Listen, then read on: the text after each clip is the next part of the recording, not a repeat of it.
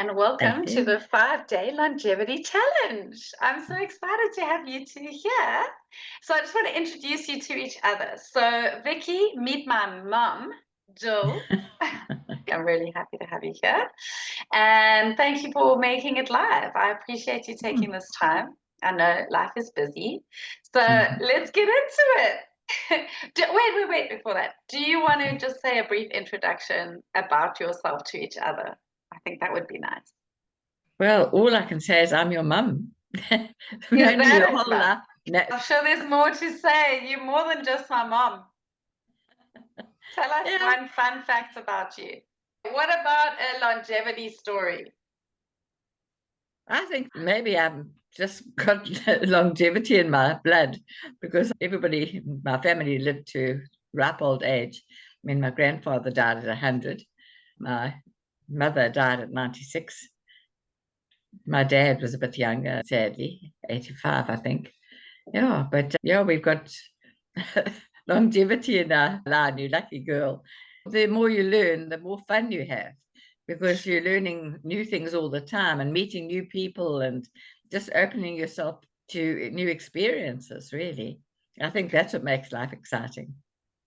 True. And so if you had to attribute your longevity to one thing, what would you say that was? Oh, wow, nothing.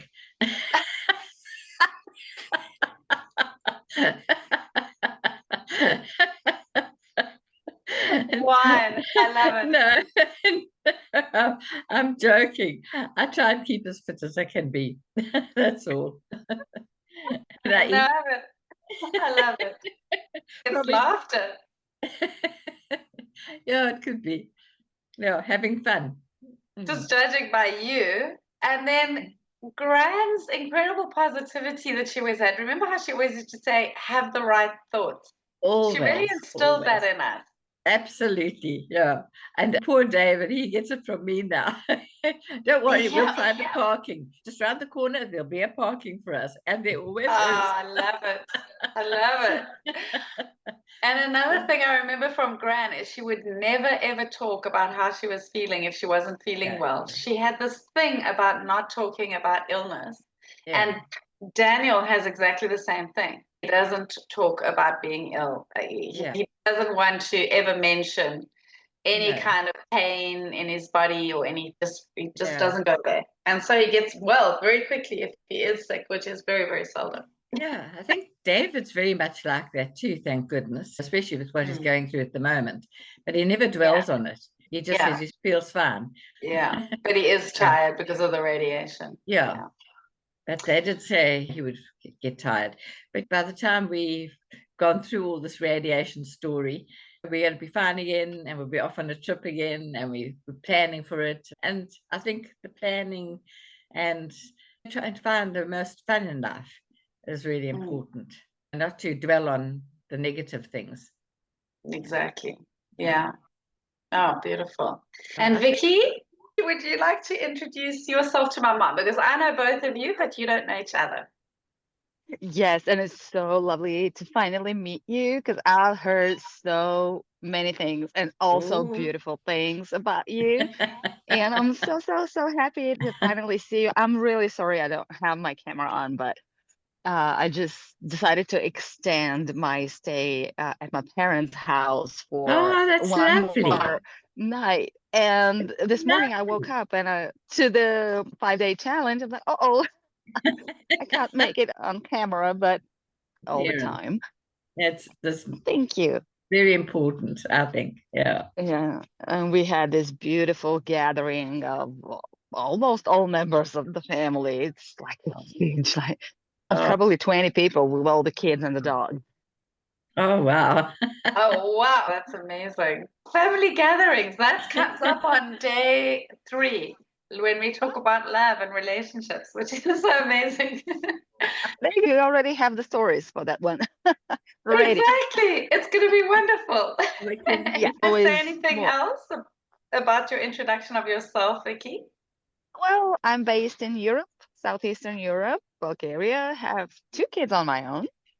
With a husband and, the regular stuff, house, But when you asked what's the number one thing you would attribute to longevity, what came up for me was lifelong learning. I think this is one of the things that keep people in shape, and if not body-wise, for sure mind-wise is, and Yeah. it's much more important than even having all the physical fitness right there in place. I love that concept, and I think I'm on the right path because I've always loved to learn new stuff and try out new things. And yeah, Oh, that's beautiful. I love that because I'm also big on lifelong learning. Totally Yeah. agree with you, 100%. Awesome. I do too, and thank God I put Lauren in my life because she pushes me. She makes damn sure I get involved in everything. Well, I'm a volunteer here. But it's again, yes, her energy and her leadership, and I so admire everything that she is doing. So I'm so really excited to be Well, here. thank you, Vicky. Mom, I only invited you this morning. Just an invitation. You're always up for everything. I'm always Yeah, up for but it's everything. enough. Just say the How can word you not? and we're on. You can't learn things if you're not there, you know. Yeah. So you've got to be there for them. You've Yeah. got to put yourself out. And if you make a mistake now and then, who the heck cares? Because that's what part of learning is. Yeah, 100%. Totally agree. Oh, I love it. Yeah. So I prepared a little guide for you guys. You have to take notes. Yeah. No, because I've prepared this and it's in the classroom for you. So you do not need to take notes. This is going to be a nice way for us to go through the content together because I'd like this to be a workshop rather than just me talking to you. I love the fact that you guys are already chatting and sharing from the heart because that's exactly what I want this to be. This is the little playbook that I created for you. I don't know if you've been in the classroom yet and seen that this dropped this morning. It's just to help us go through and just be very clear on certain reflection we can do as well as action steps that we can take because it's actually in taking the action that you really get the transformation. Okay, so today is day one. Just to give you a brief rundown of what's coming this week. So day one, we're going to go through mindset and meaning. Day two, we're going to go through body, nutrition, movement, and rest. Day three, we're going to talk about spirit. So we've done mind, body, spirit basically on the first 3 days. So spirit is about love, meaning, and rest. And then day four, we're going to go through love, very important, self-love, relationships, and God.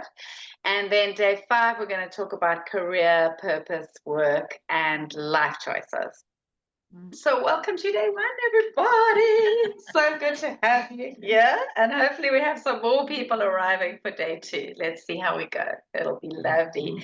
What I would love you to do is if you enjoy and get value out of what we do today, I would love you to invite some friends to come and join us tomorrow. That would be so nice. Okay. So today's focus is all about self-talk and beliefs and sense of purpose. And if you watched my recent video about the Nun Study, I'll just stop the share for a second. I don't know whether you were able to watch that latest video where I talked about the Nun Study. But the Nun Study was based on nuns specifically because they are all in the exact same environment. So they are eating the same kind of food, they are living the same lifestyle, everything about their life is the same. And so they could tell where the longevity is coming from. And what they did is in 1930, they started the study, and the nuns were about 22 years old then, roundabout. And they got them to write a story about their life. And then they looked at which of them were more negatively slanted and which of them were more positively slanted.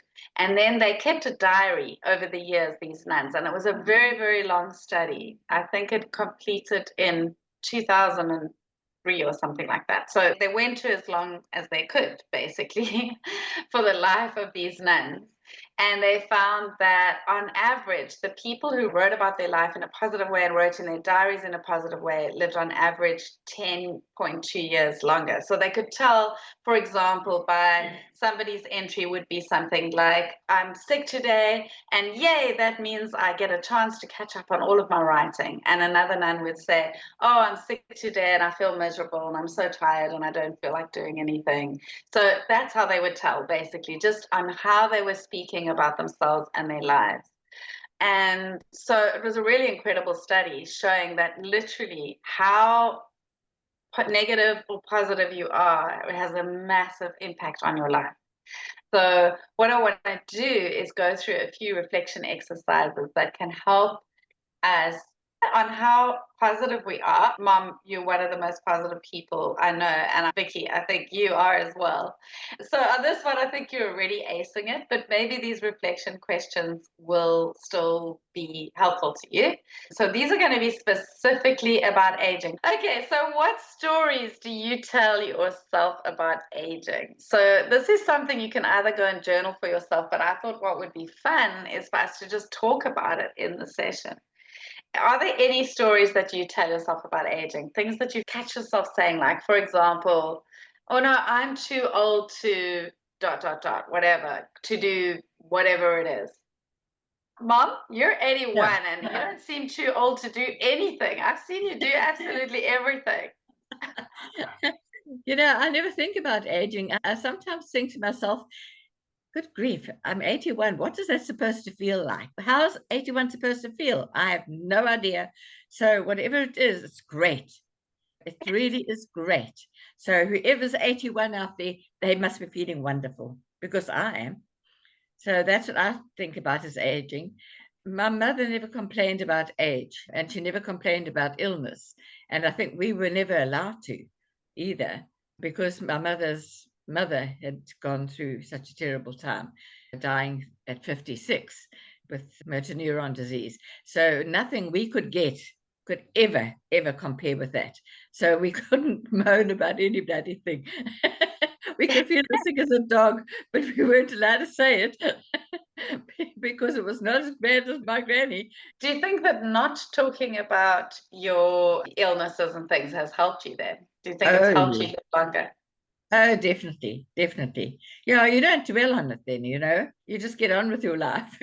Because there's always people worse off than you are. Always. Exactly. Yeah. And I just enjoyed every moment, really. And Vicky, how would you answer the question?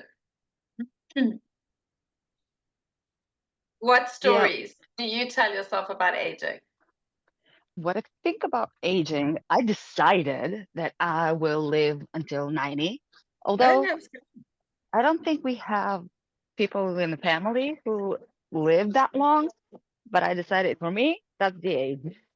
And until I get there, I'll feel energized and I'll keep learning and developing and just enjoying everything around me. So basically, whenever I think about aging, that's the attitude that I want to keep. Awesome. The next question you've already answered. Which of these stories empower me and which ones limit me? It sounds like both of you are actually very empowered in terms of this. You both are telling yourself empowering stories rather than disempowering stories, which is amazing. And the next question is, what deeper purpose do I feel called to live out in this season of my life? What deeper purpose? Well, my deepest purpose at the moment is to actually see David through his illness and enjoy every moment of our time together, because we never know how long it's going to be.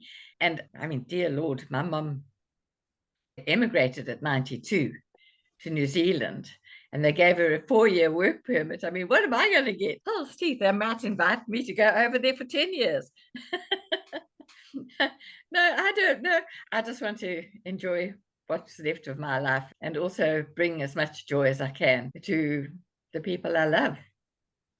Oh, that's beautiful. I love that. And for you, Vicky, what deeper purpose do I feel called to live out in this season of my life? it's all about building the community around what I work on right now. What I'm dedicated and focused on is teaching ordinary women how to manage their money with confidence, learn about financial literacy, and So start investing on important. their own, well, in the goddess way, the money Yeah. goddess way. That's definitely what I am Mm. devoted to right now. I I love think that's that. wonderful. Yeah, goodness So me. Thank empowering you. women in their finances. And Yeah. for me, what I see as a purpose behind that is helping us get to retirement, not poor. Because if you look at the percentages of people who land up poor in their retirement, and especially women live on average about 10 years longer than men. So it's women are going to be the ones left still alive with no money left. Not only helping people have more month at the end of the money, but more money at the end of their lives. Yeah. Yes, for sure, for sure. It's so That's one of the important. main reasons and main goals and purposes, but also not only like the technical side of it, of things, like how to get there with the investments and all the financial tips, but also get there in an empowered way, in a way that helps them reclaim their sovereignty over money as a whole, like mindful and conscious and enjoying their money. So yeah, it's Beautiful. twofold purpose. Beautiful. I love that. I think that's so important, so important. Throughout my married life, I had no control over my money at all. Didn't matter how much I earned. I worked my entire married life. I had my own business, a whole different string of businesses, and yet I wasn't allowed to have control of my money. My husband did that. And so when he died, or when he got ill, I all of a sudden had to take over the running of the finances. To this day, I don't know how much my husband earned, ever. And it was a very terrifying time. So what you're doing is wonderful, because I was terrified. You can ask Lauren, when I needed to turn the computer on to do banking, I used to have to go to the toilet. My stomach would run to go, because I was so terrified of, actually, I still fear that I'm going to do something wrong, because I haven't got that courage yet. I'm getting there. But, well, I've got limited means anyway. After my husband died, I've had to realize that I've got to cope with what I've got. So I do not go out and spend. Lauren can tell you, I am not a shopper. I loathe it. But the best thing I ever did was I found David in Woolworths. I had to go shopping one day. I said to Lauren, I'm going shopping. She said, Mom, you're going to have a wonderful time. You're going to meet up with old friends. You're going to have tea. I never do that. I have my list, which I usually leave at home anyway. But I have my idea of what I'm going for. I go to the shop, I get it, and I get out, and I come back home. And that one day when Lauren said, Mom, change your attitude, I went down to the shops. My attitude, I may tell you, hadn't changed. But I got there, and the first thing I did was meet up with an old book club friend. Then I met up with 2 old garden club friends. And then I got into Woolworths to do a bit of grocery shopping. And one of my old gym girls, I had my own gym at one stage, came up to me, and she was chatting away to me. And I saw David wandering round and round, and he had recently lost his wife. And I thought, I'm sure he's waiting to speak to me. And he was. So as soon as Lynette walked off, David walked over and we got chatting. And he said, do you like walking? I said, I love walking. He said, would you like me to take you to Kirstenbosch on Tuesday? And that's how our relationship started. And we've been going out now for 3 years. My husband was brain dead, and he hadn't known us for years. And I didn't feel bad about going out with David at all. I still don't. And you know what? To live with our choices. And my choice was, there was nothing more I could do for Matthew. He was being cared for, but I could take happiness, and I did. So I'm perfectly happy with it. Anyway, that's me in a nutshell. Yeah, that takes a lot of courage. And kudos to you for ending your ground and just being there for yourself in these moments of hardship. And I'm sure it wasn't easy at all, but Not at all. yeah. Yeah. There's a Some beautiful days- book by Bronnie Ware called The 5 Regrets of the Dying. And the biggest regrets that people have are all about listening to other people and their own intuition about what they chose to do. Yeah. I had to take my own life in my own hands and go with it. I didn't know how our walk in the park, as it were, was going to end. It was just a friendship. We had known each other for 47 years. We'd been family friends for all that time. But I'd never looked at him as anybody except as Erica's husband. I had never looked at him as a man or a potential lover or anything like that.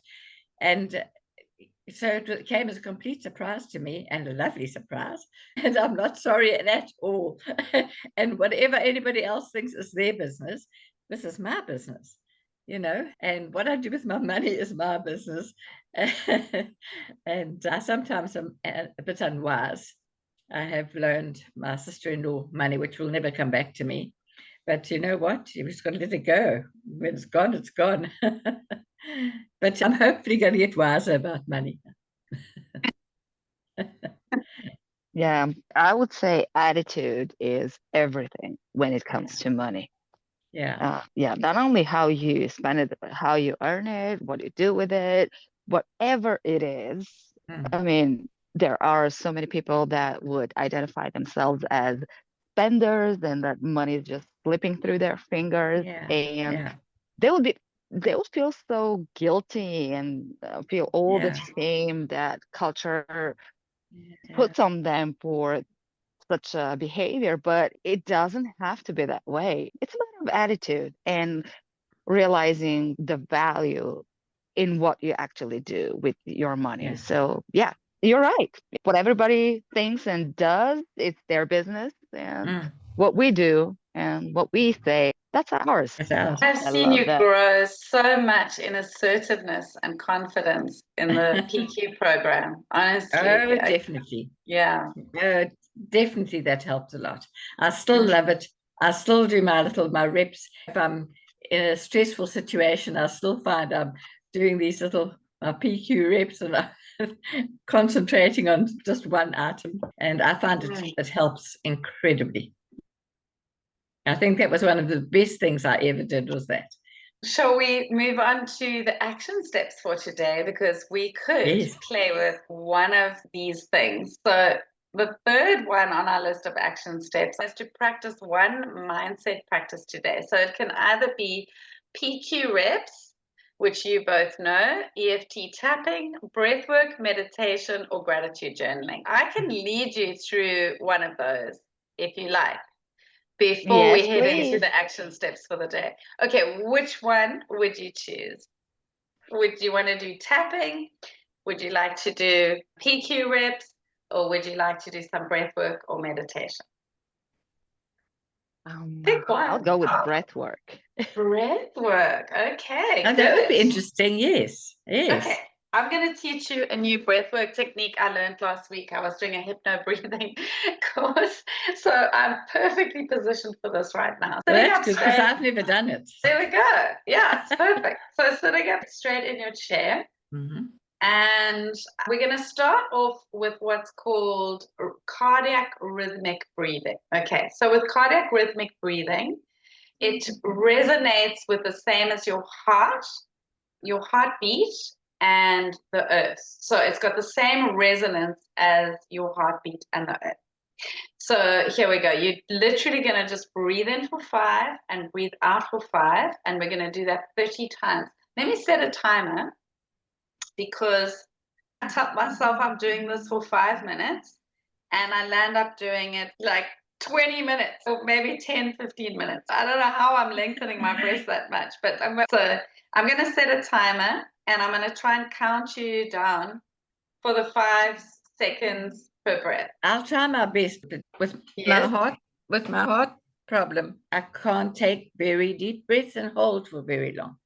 In this one, it's no holding. It's just slowing down your breathing. So let me explain a little bit about it and why it's so important. What they've realized is if you look at creatures that are breathing very fast, like a rat or a mouse, for example, they've got very, very quick breaths.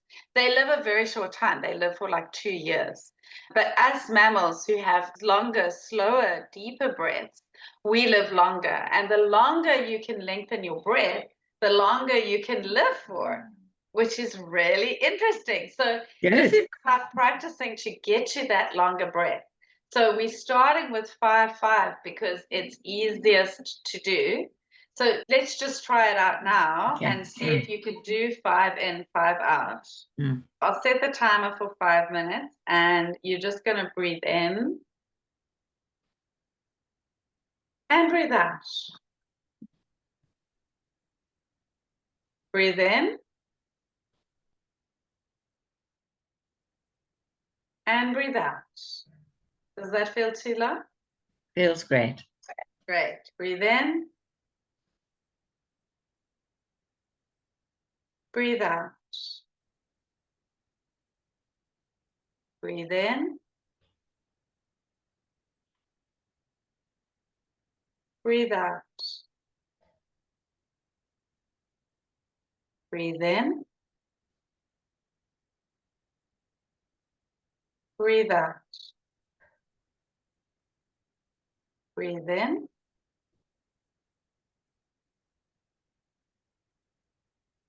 Breathe out. Breathe in. Breathe out. I'm going to let you just go into that, keep that rhythm going and just relax into that breathing.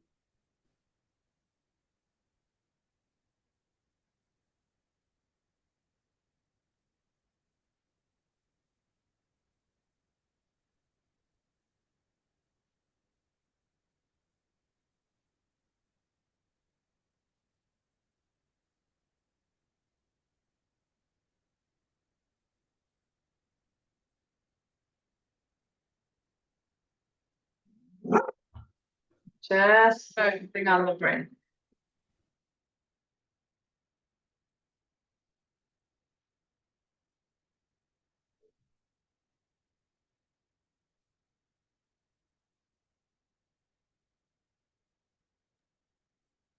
So you can just do the counting in your mind and just keep bringing yourself back to the breath. If your mind drifts away, just keep bringing yourself back to the breath.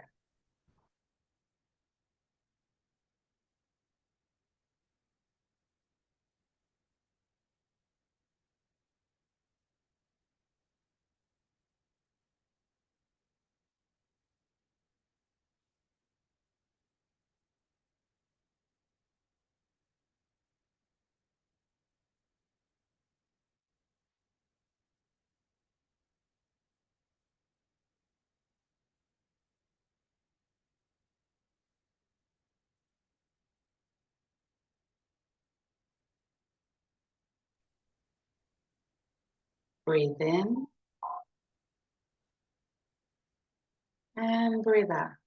We're going for our last 2 minutes now. We're going to lengthen slightly. So we're going to breathe in for 7.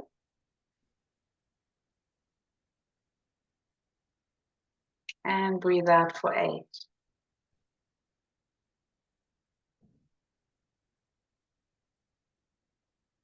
Breathe in for 7.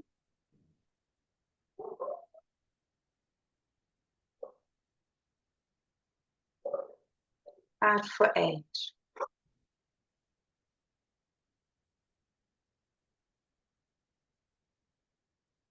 Breathing in through the nose.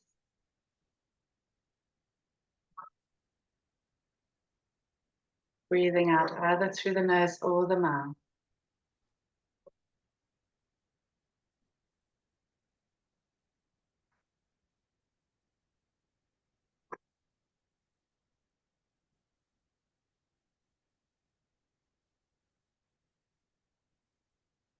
Down to the last minute now. Breathing in for 7.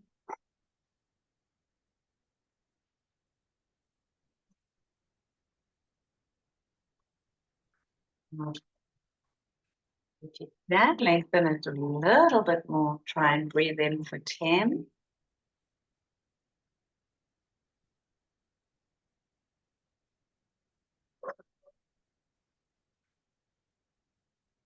And breathe out for 20.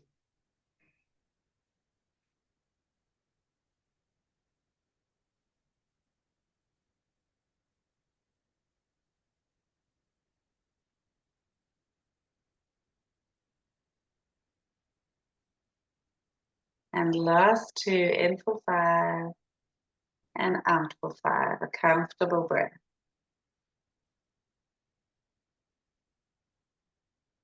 Ooh, and that's it. We came to the end of our timer. Very good. So you have done chiropractic breathing and you've lengthened your breath. So just to let you know that a healing breath is 6 to 8 breaths a minute. So when you're doing the 5-5 breathing, you are breathing 6 breaths in a minute. When we start to lengthen it, you can actually get to the point of doing 1 breath in a minute, which is breathing in for 20 and breathing out for 40. Okay. So eventually, as you just start practicing the 5-5 and then lengthening it a little bit more, you can get to that 1 breath in a minute. Now, 1 breath in a minute, the yogis say that's when you reach the divine. That is when you are in one with the divine. And so it's really powerful. So on day 3, we'll do a little bit of that. We'll try and see how far we can lengthen the breath to see if we can get to that divine breath of 1 breath in a minute. But it really is just practice. It's really just practice. You can do more and more and more. I find the more I do it, the longer my breath becomes. How do you feel after that? I love that. Yeah. Very good. Yeah. And it reminds me of my dad. Yeah. My dad used to do that breathing, that special breathings, because he had emphysema. And he did this whole course in this special breathing. It was quite amazing. Yeah. Yeah. So what it does is it makes your parasympathetic nervous system dominant. It relaxes the body, which actually also increases the amount of cortisol you have in your bloodstream. So you're really bringing your stress levels down. And it's really such an easy thing to do just by focusing on breath. And the 5-5 is pretty easy to do. I find that I've lengthened quite quickly from 5-5 to a longer one, which means I'm doing maybe 4 breaths a minute or 5 breaths a minute. So yeah, it's deeply healing, it's deeply transformative, and it really brings you back into presence, much like the PQ does. So yeah, I'm glad you enjoyed the breath work. So you have just taken one of your action steps. I'm going to give you the action steps for today. Some of these you can do as homework. Maybe we can do this one right now, is writing down 3 negative thoughts you often have about aging and reframe them positively. But do you have any negative thoughts about aging? Do we have to tell you? Yes. Oh, Lord. So that we can reframe that. Or you can write them down. You don't have to tell me if you don't want to. Then you can write them down instead. Well, the one that instantly comes up for me is that aging comes with illness. So I kind of connect the two. They go together. Right. So how could we reframe that? Let's reframe that, because there are people who live into their hundreds without illness, and then they just pop off at the end or they die in their sleep. There are centenarians around the world who are able to live without illness. So how could we reframe it in a way that you believe this? Well, when I see evidence that it's possible. So maybe you could just say it's possible and start looking at that evidence. One way to do that is to go and watch the Netflix series on the Blue Zones and go and see those old people. It's so interesting. in the blue zones, in the one area they showed, I think it was Italy, it was either Italy or Greece. I think it was Italy. And they have this very steep hill that the people have to walk up to get anywhere. The whole village is on this very steep hill. And they have these little pubs where you go to. And instead of, if you go to a pub in, UK or wherever, you will find like pictures of beautiful women on the walls, young, beautiful. In our culture, in the Western culture, we Revere. we revere, yes, the youth, right? Youth and vitality and young people. In their pubs, you see pictures of the oldest living man or the oldest living woman in the village. And that's who gets revered. So the 105-year-old, the 110-year-old. And I think that is just amazing. They have a completely different thing. They revere old age. And the people are so strong. They are still working and doing and kneading and working out in the garden. And they live very, very active lives. You can see how different it is, but not active like I go to the gym. It's not like it's not forced on them. It's just part of their daily life. They just do all the things. No, The chocolate and carrying water kind of thing. Well, we've got a lady here of 98. She's almost totally blind.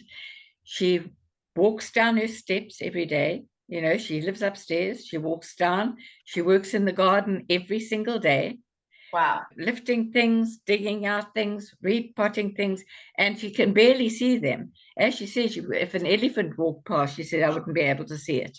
You know, but she has got this amazing attitude, and she always stops and talks to everybody. She goes for walks up and down the driveway and around the building. And I mean, it's not always safe. There's steps in different places, and, you know, Evelyn just does it. She is absolutely the most amazing woman. And there's another one, Annette, downstairs. She's also 98. She had a stroke a while ago, and we didn't think she was going to make it. Next thing, there she is, up and down the thing, pushing. She's got a walker. Evelyn hasn't, but she's got a walker now. But she still takes herself for a walk up the driveway and back again. They absolutely amaze me. Maybe I'm living in the right place where I see all these old people. Wonderful. It's wonderful. So we're going to get into movement tomorrow. And I think it is just so important. It's a very important part of it that I've seen.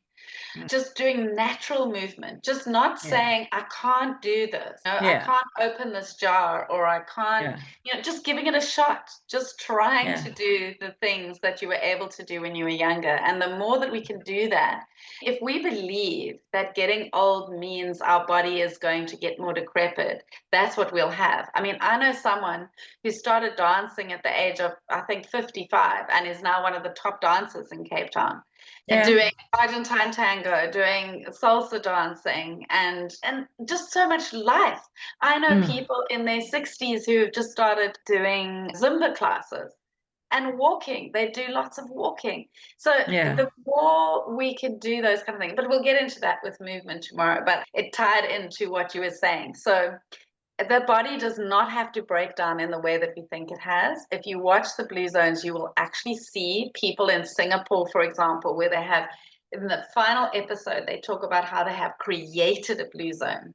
And you see these old men out there they've created these parks where they've got all different gym equipment. And these old men are busy working out on this gym equipment. They are doing so great. Yeah, so you can intentionally change that. Yeah. The thing that worries me, well, not worries me about aging, but annoys me is hair loss. You know, I used to have thick hair, and all of a sudden it's got thin. And I think, I don't like that. I don't think there's anything. I try everything, I can tell you now. So how could we reframe that so that you can just feel better about the hair loss? Like, less hair to work with. Oh, no. No, I don't get hair. Dear God. No, I don't want to be bald. You're not going to go bald, though, will you? No, I hope not. But I just don't want to lose any more. I don't want to see any hairs lying around. Okay, I think we actively need to start looking for those solutions then, because there are people that have managed to turn that around.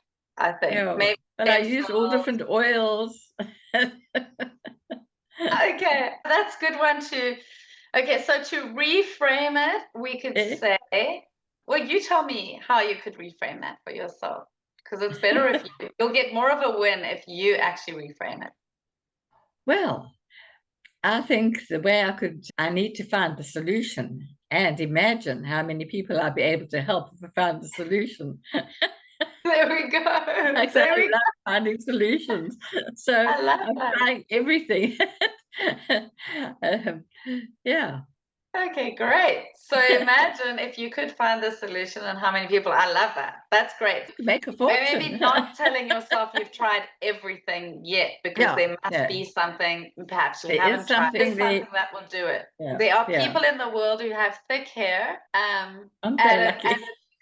at a later age. Okay, so next question is, spend 5 minutes today journaling your why. What makes you so excited and inspired you would choose to live well into old age? So we can actually talk about that now. Well, my why is travel. Fantastic. Travel as much as I can before the last day. Yeah. I Yeah. love that. That's Yeah. beautiful. And you, Vicky? I second that. There's so many places that I have to travel, and yeah, I need a longer life to be Yeah. able to make it. There Well, we go. And to learn, yeah, so and many to learn, more and to things. learn as much as I can, because when you travel, Yeah. you learn from different people, you Yeah. know. Yeah, we're going to Switzerland, maybe early December, maybe late November. Switzerland, Oh, Italy, Germany, and the Netherlands. Yeah, yeah. oh, love it. Yay! So That's going to excited. be marvelous. Yeah, yeah. Wonderful. I think that is, there's nothing that broadens your mind more than traveling. It's so exciting and you learn so much. It hits all the boxes, doesn't it? Because you get a lot of nature, you get a lot of nurture, you're kind of out there exploring, you'll see art, you'll see churches, you'll see beautiful, beautiful views that you've never seen before. It just opens your mind. And then all the people that you meet, and the relationships.